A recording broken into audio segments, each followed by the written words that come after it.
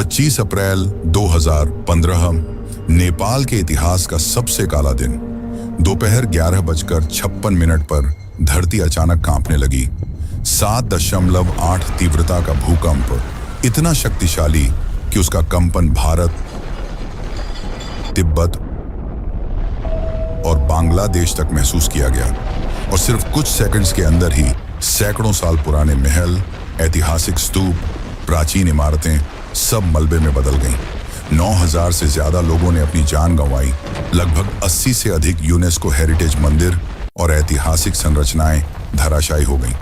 लेकिन इसी विनाश के बीच बागमती नदी के तट पर बसा पशुपतिनाथ मंदिर अडिग खड़ा रहा। मंदिर को एक खरोंच तक नहीं आई। तो आखिर ऐसी कौन सी शक्ति थी जिसने मंदिर को बचा लिया? क्या यह महादेव की लीला थी या मंदिर की अद्भुत संरचना? नेपाल की काठमांडू घाटी में बसा पशुपतिनाथ मंदिर हजारों सालों से अपने अंदर ऐसे रहस्य दबाए बैठा है जिन्हें जानकर आप भी चौंक जाएंगे।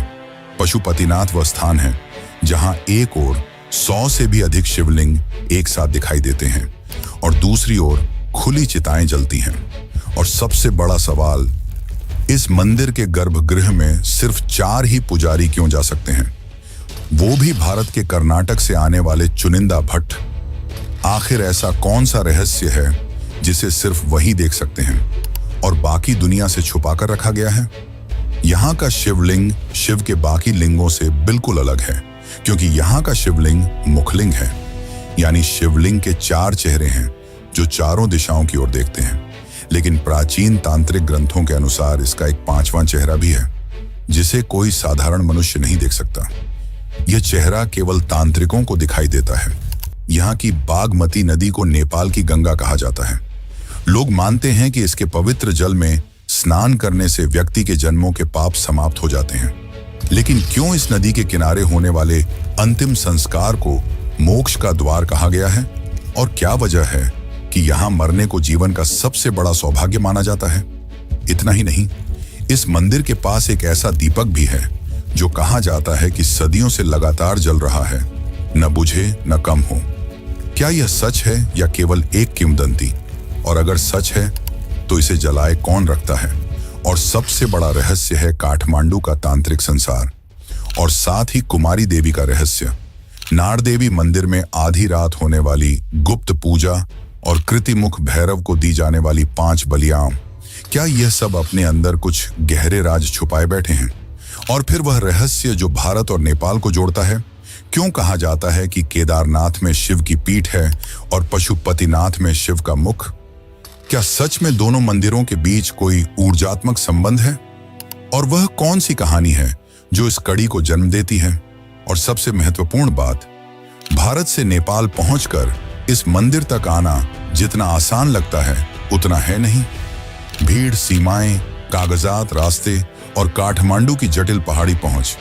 क्या आपको पता है कि हर साल हजारों तीर्थयात्री यहां आने की कोशिश करते हैं, पर वापस लौटते समय कहते हैं हम तैयार ही नहीं थे?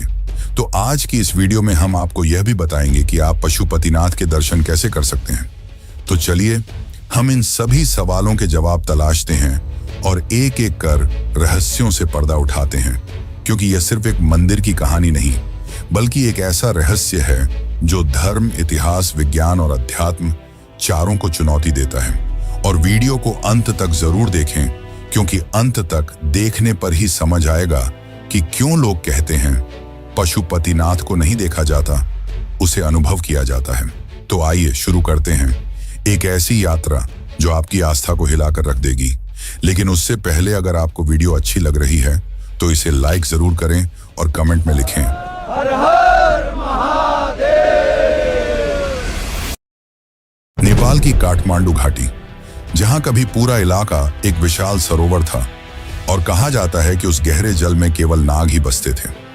आज वहीं बागमती नदी के किनारे एक ऐसा मंदिर खड़ा है जो हजारों सालों से मौत और मोक्ष, तंत्र और तप, इतिहास और रहस्य सबका साक्षी बना हुआ है। पशुपतिनाथ एक ऐसा मंदिर जहां एक ओर 100 से भी अधिक शिवलिंग एक ही प्रांगण में स्थित हैं और दूसरी ओर खुला श्मशान जहां दिन रात चिताएं जलती हैं। लेकिन साथ ही इस मंदिर का इतिहास भी रहस्यों से भरा हुआ है और आज हम उन्हीं रहस्यों, कथाओं और इतिहास के बारे में जानेंगे जो इस मंदिर के निर्माण से जुड़ा है। बहुत समय पहले काठमांडू की बागमती घाटी के घने जंगलों में शिवजी एक मृग यानी कि हिरण का रूप धारण करके घूम रहे थे। वे सांसारिक चिंताओं से दूर होकर पूर्ण एकांत का आनंद ले रहे थे। लेकिन तभी देवताओं को चिंता होने लगी कि शिव कहाँ गए, क्योंकि उनके बिना ब्रह्मांड का संतुलन बिगड़ रहा था। तब विष्णु और इंद्र ने शिव जी को ढूंढना शुरू किया और उन्हें वे बागमती नदी के तट पर मिले। परंतु शिव ने उन्हें देख लिया और भागने लगे। विष्णु और इंद्र भी उनका पीछा करने लगे और अंततः विष्णु उन्हें पकड़ने में कामयाब रहे। लेकिन इस खींचातानी में हिरण का सींग टूट गया और यहीं गिर गया। और माना जाता है कि जहां हिरण का सींग गिरा वहीं से दिव्य शिवलिंग की उत्पत्ति हुई। यह कोई साधारण लिंग नहीं था। इसमें 4 चेहरे उभर आए, 4 दिशाओं की ओर देखते हुए। यह था मखुर लिंग, वह प्रथम स्वरूप जिसके कारण इस स्थान को पशुपतिनाथ कहा जाने लगा। शिव ने मृग रूप धारण इसलिए किया क्योंकि मृग एक पशु है और शिव सभी पशुओं के स्वामी, इसलिए इस स्थान का नाम पड़ा पशुपतिनाथ यानी कि पशुओं का नाथ। वैसे मित्रों, ये तो हो गई शिवलिंग की उत्पत्ति की कथा। लेकिन क्या आपको पता है इस मंदिर का निर्माण किसने कराया? इसे लेकर एक कथा मिलती है राजा पशुप्रेक्ष की। कहा जाता है कि राजा पशुप्रेक्षा शिवजी के बहुत बड़े भक्त थे और एक दिन वे शिव भक्ति में लीन काठमांडू के जंगलों में ध्यान कर रहे थे और तभी वहां शिवजी भी हिरण के रूप में विचरण कर रहे थे। वे पशुप्रेक्षा की शिव भक्ति से प्रसन्न हुए और उनके पास जाकर अपना असली रूप धारण किया और कहा, हे वरेयम पुत्र, मैं तुम्हारी भक्ति से प्रसन्न हूं, मांगो, क्या वर मांगना चाहते हो? पशुप्रेक्षा ने करुणा भरे स्वर में कहा, प्रभु, मुझ जैसे साधारण मनुष्य को आपने दर्शन दिए, इससे बड़ा वरदान मेरे लिए और क्या हो सकता है? परंतु फिर भी यदि आप मुझे कुछ देना चाहते हैं तो कृपया करके आप इस धरती पर भी सदा के लिए विराजमान हो जाएं, ताकि आपके चरणों का सौभाग्य इस धरती को युगों युगों तक मिलता रहे। शिव मुस्कुराए और कहा, तथास्तु पुत्र। इन सब के बाद काठमांडू की धरती पर शिव का एक लिंग प्रकट हुआ जो मखड़ लिंग था। 4 दिशाएं, 4 तत्व, 4 पुरुषार्थ, धर्म, अर्थ, काम, मोक्ष और ऊपर की ओर अदृश्य 5वां मुख, ब्रह्म स्वरूप। राजा समझ गए कि यह शिव का वही स्वरूप है जो ब्रह्मांड के संतुलन का प्रतीक है। उन्होंने उसी समय संकल्प लिया कि इस स्थल पर एक भव्य मंदिर बनाया जाएगा और वहीं से शुरू हुआ पशुपतिनाथ मंदिर की स्थापना का वास्तविक अध्याय। लेकिन यह अध्याय यहीं समाप्त नहीं होता। इसके निर्माण का असली अध्याय तो अब शुरू होगा। असली इतिहास, असली रहस्य। तो चलिए जानते हैं इसके निर्माण का इतिहास।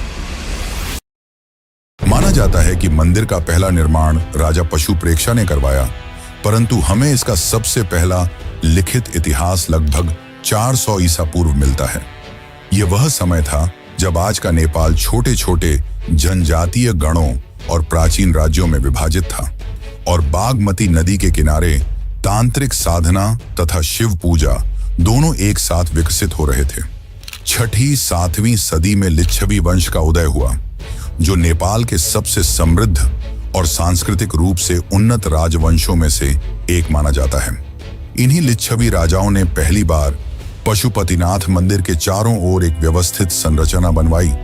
लकड़ी के स्तंभ, पत्थर की गहन नक्काशी और बागमती के तट पर विस्तृत प्रांगण।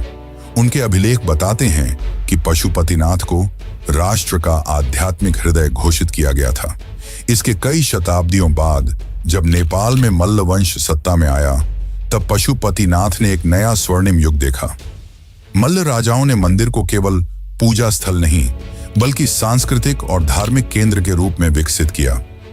इन्हीं के काल में महाआरती, बागमती घाट का विस्तार और तांत्रिक स्थलों की औपचारिक स्थापना की गई। मल्ल वास्तुकला की पहचान पगोड़ा शैली के दोहरे छत वाले मंदिर पहली बार यहीं दिखाई दिए। मंदिर का ऊपरी भाग लकड़ी पर आधारित था, जबकि आधार पत्थर का, जिससे यह प्राकृतिक आपदाओं में भी सुरक्षित रहता था। पर मंदिर ने सबसे बड़ा परिवर्तन 1692 ईस्वी में देखा, जब इसके व्यापक पुनर्निर्माण और संरक्षण का अंतिम बड़ा कार्य किया गया। यह वह काल था जब राजाओं ने मंदिर को आधिकारिक शाही संरक्षण दिया। सोने का शिखर, मोटी दीवारें, मजबूत भूमि आधार और गर्भगृह की सुरक्षा के विशेष उपाय इसी समय किए गए। इसके बाद सदियों तक मंदिर उसी रूप में खड़ा रहा, समय, मौसम और आक्रमणों के बावजूद। और फिर 1979 में एक ऐतिहासिक क्षण आया जब यूनेस्को ने पशुपतिनाथ को विश्व धरोहर स्थल घोषित किया। यह केवल सम्मान नहीं बल्कि दुनिया का स्वीकार था कि यह मंदिर आध्यात्मिकता, वास्तुकला और इतिहास तीनों का अमूल्य संगम है। तो यह था मित्रों मंदिर का संपूर्ण इतिहास। पर यह मंदिर अपने इतिहास के कारण नहीं बल्कि अपने रहस्यों के कारण ज्यादा प्रसिद्ध है। यहाँ मौजूद 4 मुख वाले शिवलिंग का रहस्य, कर्नाटक के 4 पुजारियों का रहस्य, दिव्य ज्योति का रहस्य और भी कई सारे चौंकाने वाले रहस्य। तो चलिए उन रहस्यों को जानते हैं जो आपको चौंका कर रख देंगे। लेकिन उससे पहले अगर आपको वीडियो अच्छी लग रही है तो इसे एक लाइक जरूर करें। पशुपतिनाथ मंदिर का सबसे अनोखा और सबसे रहस्यमय भाग है मखुरलिंग, वह दिव्य शिवलिंग जिसमें 4 दिशाओं की ओर 4 चेहरे उभरे हुए हैं। माना जाता है कि यह शिवलिंग मनुष्य की संपूर्ण आध्यात्मिक यात्रा का मार्ग दिखाता है। पश्चिम की ओर उन्मुख सदियों जात, जो काम, इच्छाओं, भावनाओं और जीवन की पहली प्यास का प्रतीक है। यह चेहरा बताता है कि हर जीव इच्छा से जन्म लेता है और इच्छाएं ही प्रथम गति हैं, पर इन्हें नियंत्रित करना ही पहला ज्ञान है। पूर्व दिशा का तत्पुरुष, धर्म का प्रतीक। यह वह चेहरा है जो हमें बताता है कि जीवन की नींव धर्म है, कर्तव्य, सत्य और संतुलन। दक्षिण दिशा का अघोर, अर्थ का प्रतिनिधि।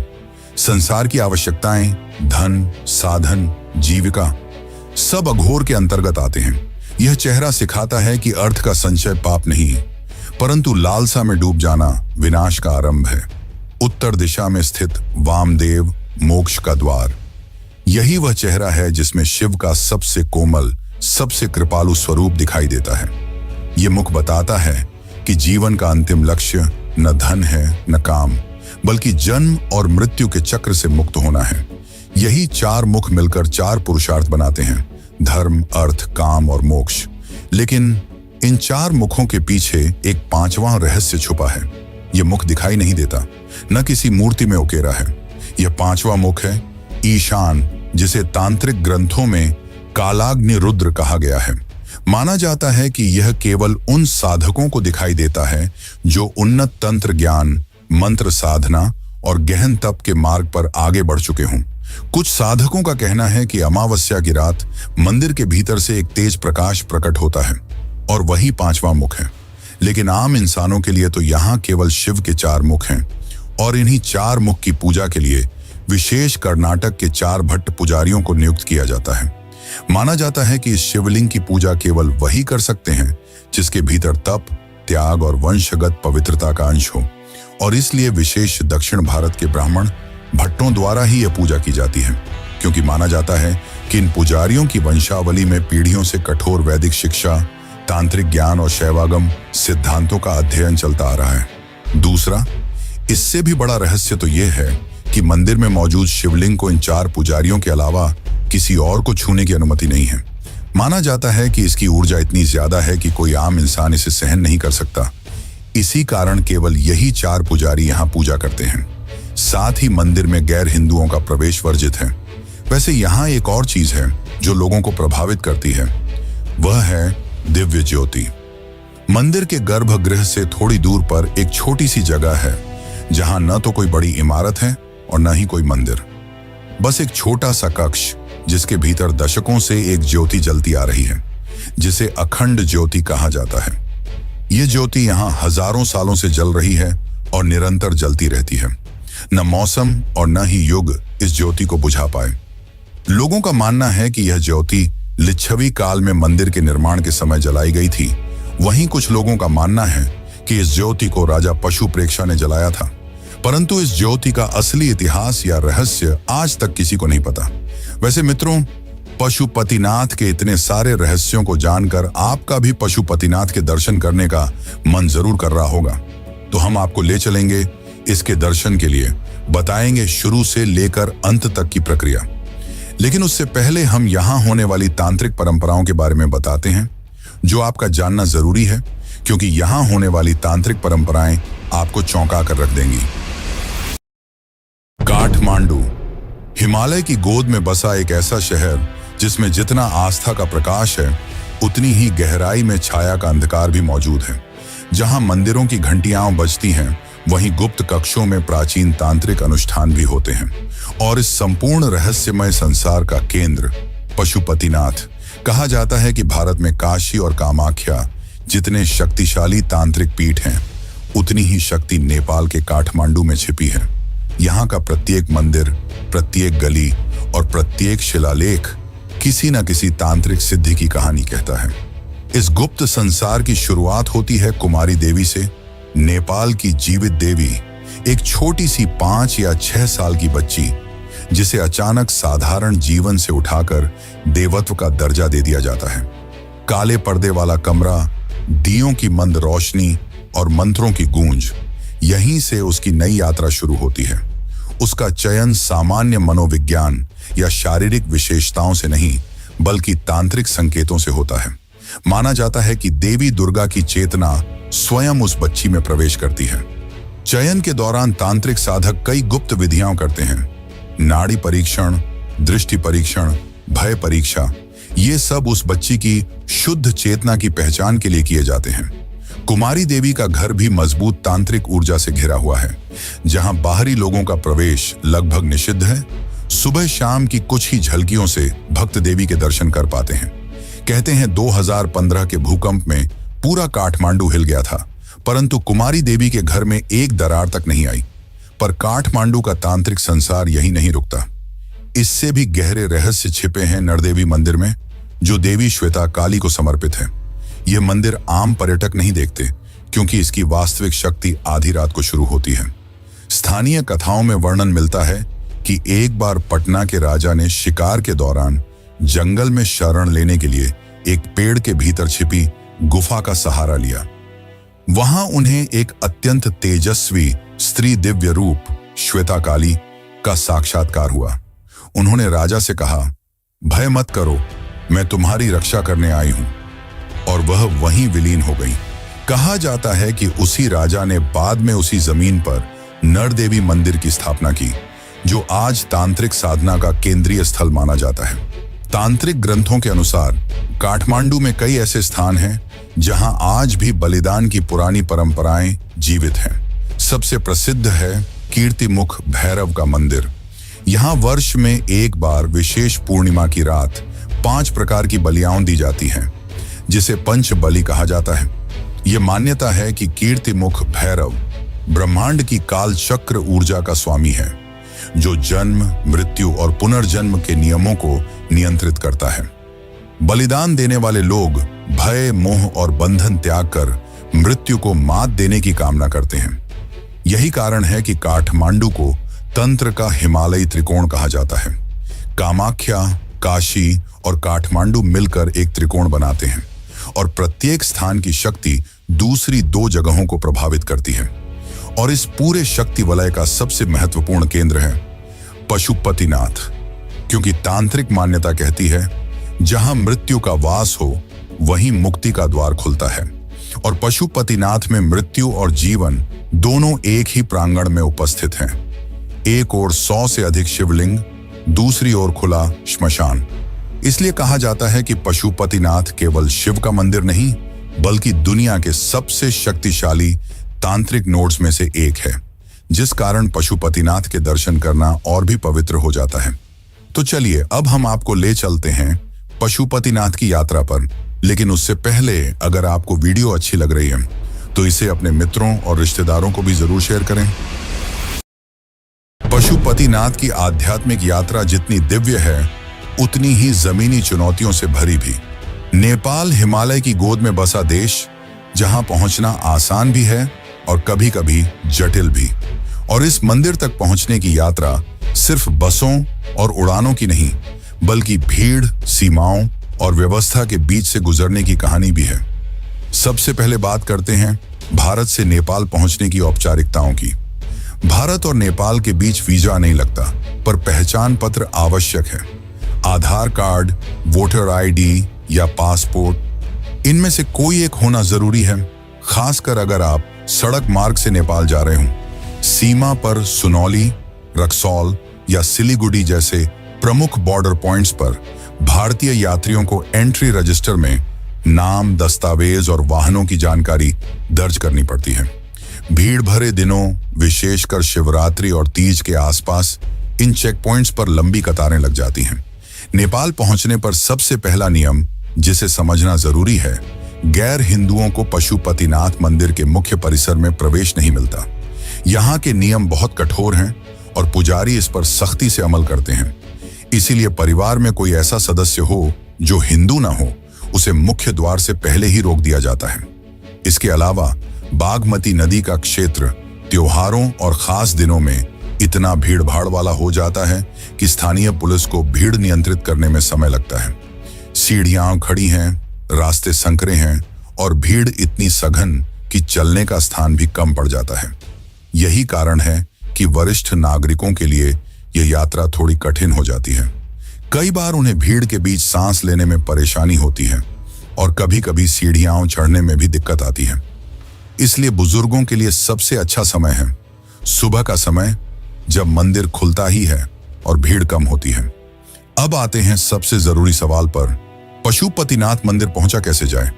सबसे आसान तरीका है हवाई रास्ता। काठमांडू का त्रिभुवन अंतरराष्ट्रीय हवाई अड्डा मंदिर से सिर्फ 5 किलोमीटर दूर है। हवाई अड्डे से टैक्सी या राइड शेयरिंग से 10 से 15 मिनट में सीधे मंदिर परिसर तक पहुंचा जा सकता है। यही कारण है कि कई भारतीय यात्री हवाई मार्ग को सबसे सुविधाजनक मानते हैं। लेकिन अगर आप सड़क से जाना चाहते हैं तो बॉर्डर क्रॉस करना पड़ेगा। भारत से सड़क मार्ग पर 3 सबसे लोकप्रिय बॉर्डर हैं। पहला सुनौली, दूसरा बन्नू, तीसरा अमृतसर। भैरहवा फिर काठमांडू, दूसरा रक्सौल, बीरगंज फिर काठमांडू और तीसरा सिलीगुड़ी, काकरभिट्टा फिर काठमांडू। रक्सौल बीरगंज मार्ग सबसे व्यस्त है, जबकि सुनौली का मार्ग सबसे अधिक उपयोग किया जाता है। हालांकि सड़क यात्रा खूबसूरत है, पर पर्वतीय मोड़ों और ट्रैफिक के कारण लंबी भी हो सकती है। काठमांडू पहुंचने के बाद शहर में टैक्सी सबसे आसान साधन है, पर भीड़भाड़ के कारण कई बार आपको ई रिक्शा, छोटी टैक्सियां या कभी-कभी पैदल संकरी गलियों से होकर गुजरना पड़ता है। मंदिर का क्षेत्र पुराना है, इसलिए सीधी चौड़ी सड़कें बहुत कम हैं। अब आप पशुपतिनाथ जाने के लिए बिल्कुल तैयार हैं और इसी के साथ हमारी यात्रा का भी अंत होता है। लेकिन मित्रों, जैसा कि मैंने पहले बताया कि काशी, कामाख्या और पशुपतिनाथ तीनों मिलकर तांत्रिक त्रिकोण बनाते हैं और काशी को शिवजी की जीवित नगरी कहा जाता है। पर क्या सच में शिवजी ने काशी का निर्माण किया? और अगर हाँ, तो क्या है ज्ञानवापी का रहस्य? क्योंकि माना जाता है कि काशी विश्वनाथ मंदिर को तोड़कर ज्ञानवापी मस्जिद बनाई गई। आखिर इस बात में कितनी सच्चाई है? और अगर आप भी इसकी सच्चाई को सही प्रमाणों के साथ जानना चाहते हैं तो चैनल पर जाकर काशी विश्वनाथ वाली वीडियो जरूर देखें। बाकी इस वीडियो को अंत तक देखने के लिए आपका धन्यवाद।